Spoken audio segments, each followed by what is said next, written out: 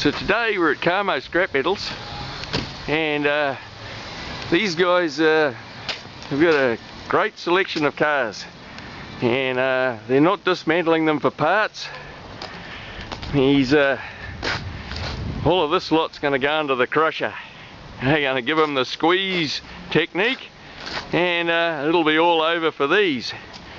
Anyway, we have here, what the hell is this thing here? No idea, can't even read the registration details off it. Anyway, she's a fairly stuffed car.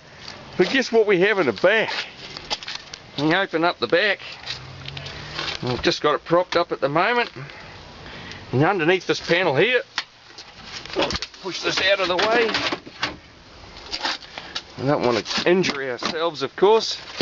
We have a panel of EPP.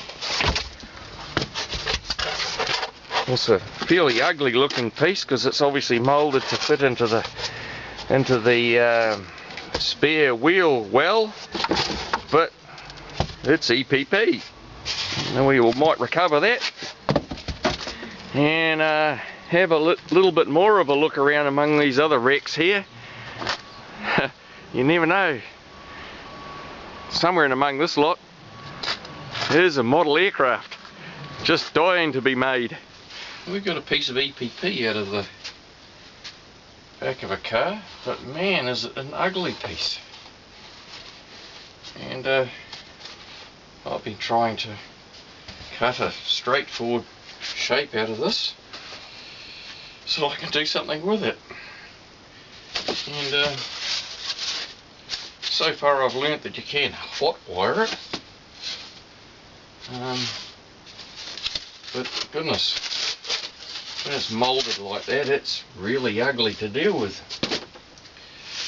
So we're going to try another cut anyway, see if we can't get a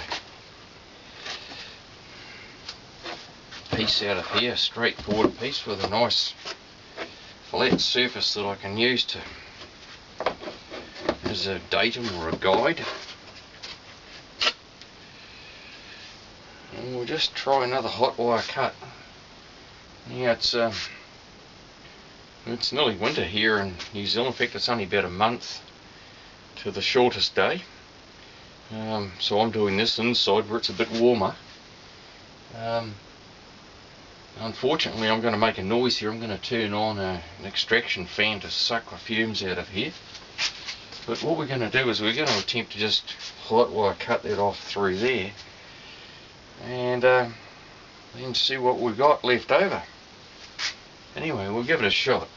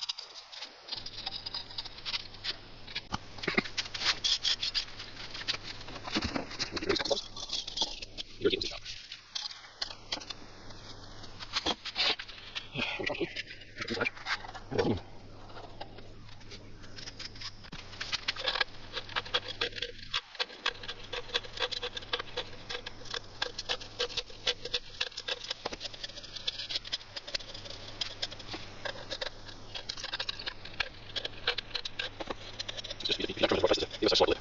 Keep trimming. Lip disappears. You should be able to force there. Over there. Very gentle pressure, of course. Let's go to the right face and do it.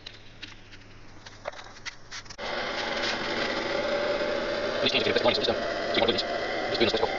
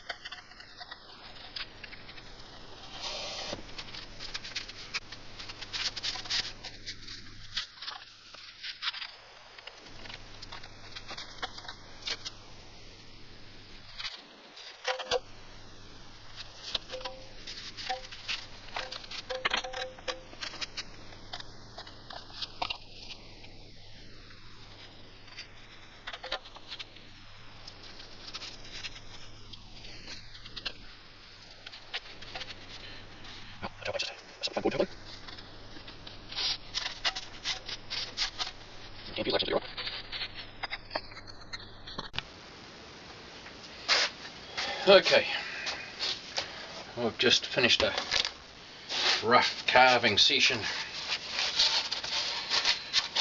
with our block of EPP. What we're going to do is our can tail, our Coke can tail.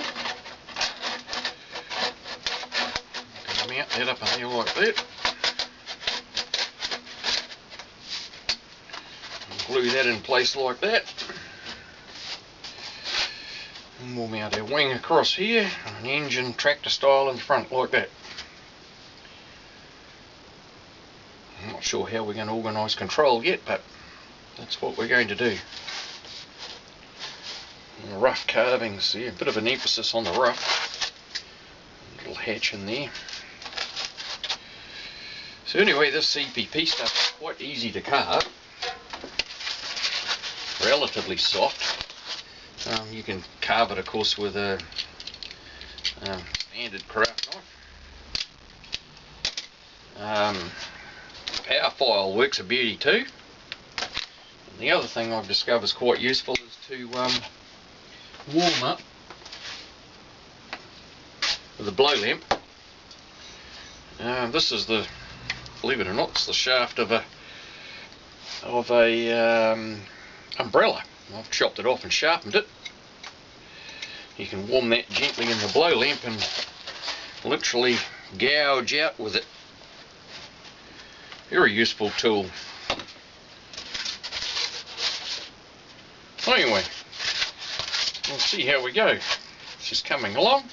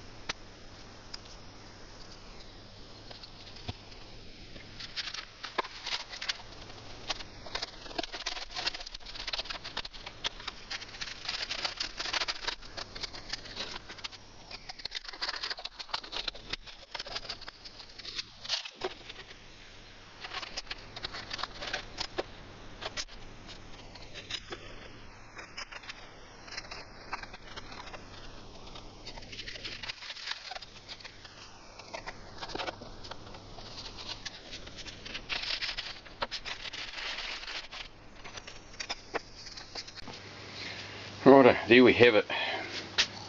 Foam board control surfaces, Coke can tail, Hyundai spare wheel foam whatever carved into a fuselage. And the good thing about this foam stuff is, of course, you can just carve it up, glue pieces in, shape it, whatever you like. Be interesting to see how this flies.